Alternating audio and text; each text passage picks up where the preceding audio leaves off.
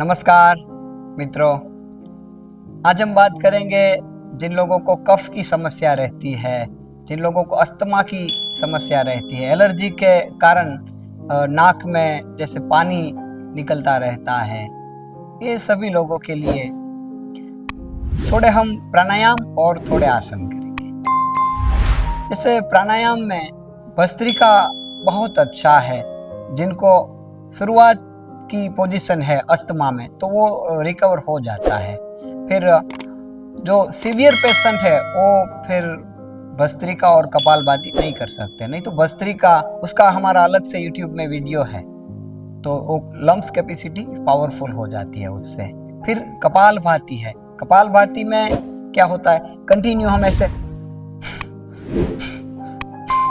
गले से यहाँ तक हीट रहती है, तो इससे क्या होगा, ये साइनस का जो भाग है यहाँ से पानी सूख जाता है, तो फिर ये भी बहुत अच्छा है कफ वालों के लिए कपालभाति। इसका भी वीडियो हमने रख दिया है।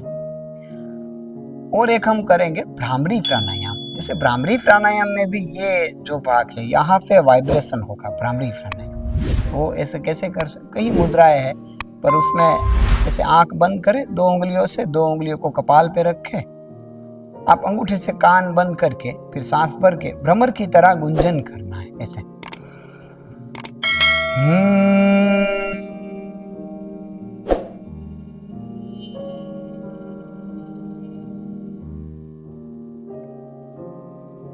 जो आंख बंद नहीं करना चाहते तो ऐसे भी होठों को बंद रख के, तो ये पूरे भाग में वाइब्रेशन होगा। इससे ये जो कभी कभार नाक बंद हो जाता है तो फिर यहाँ वाइब्रेशन से हीट बनती है, तो फिर ये समस्या दूर होने लगती है।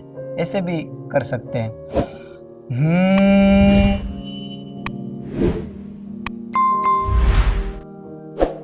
ऐसे आप 5 बार 10 बार ऐसे कंटिन्यू कर सकते हैं। और अनुलोम विलोम प्राणायाम का भी उपयोग कर सकते हैं। फिर ये इसमें अच्छा है, जो कफ की समस्या है वो सूर्य भेदन प्राणायाम करें। जैसे ये राइट नोस्ट्रल है, वो हमारी सूर्य नाड़ी है, तो उसी से राइट नोस्ट्रल से सांस लेना है और लेफ्ट साइड से कंटिन्यू सांस को छोड़ना है।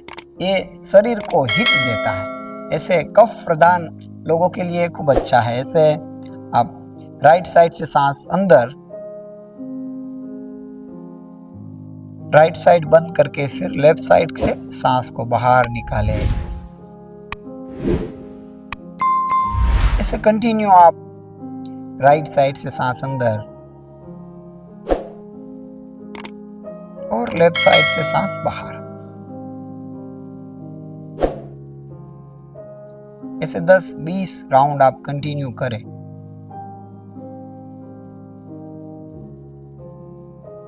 जो पित्त वाले हैं वो इससे उल्टा करें और चंद्र भेदन प्राणायाम हो जाता है। फिर लेफ्ट साइड से सांस लेना है और लेफ्ट साइड से छोड़ना है। वो शरीर को हीट, कूलनेस, शीतलता प्रदान करता है। जो राइट साइड से हम लेते हैं तो शरीर को हीट मिलती है, डाइजेशन अच्छा होता है, कफ दोष कम होता है इससे। और फिर सूर्य नमस्कार आसनों में आप सूर्य नमस्कार कर सकते हैं। उसका भी वीडियो हमारे YouTube में है अलग से। और 2-3 हम आसन करेंगे। जैसे पहला, ऐसे जगह पे लेट जाए, मच्छी आसन।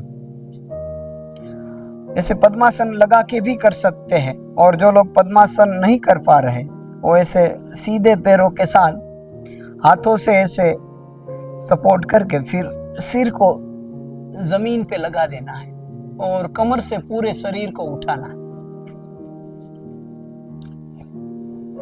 और ऐसे थोड़ी देर वोल्ट करें। जैसे 20 सेकेंड वोल्ट करने के बाद हाथों का सपोर्ट लेके फिर धीरे धीरे वापस आए।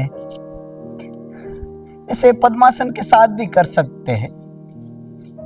ऐसे पद्मासन लगा के फिर ये भी मच्छी आसन है, मच्छी की तरह पीस पोज, अंगूठे पकड़े और कोहनी को जमीन पे टच करें।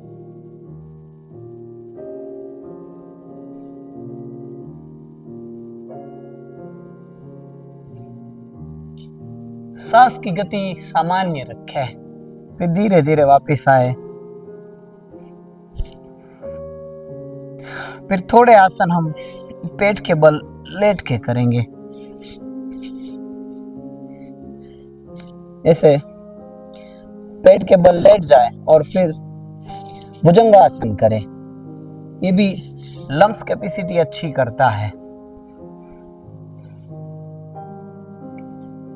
ऐसे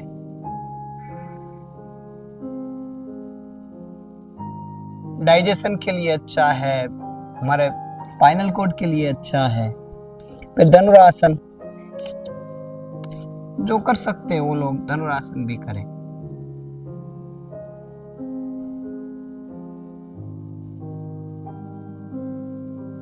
फिर धीरे धीरे वापस आए और अपनी क्षमता के अनुसार होल्ड करें, जैसे 30 सेकेंड।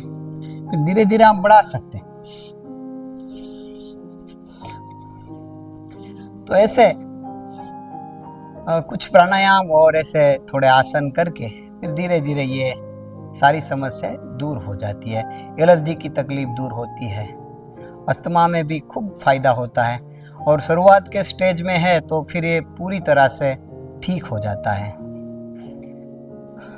तो ऐसे सभी आसनों का उपयोग करें। बस thank you all, be happy and take care.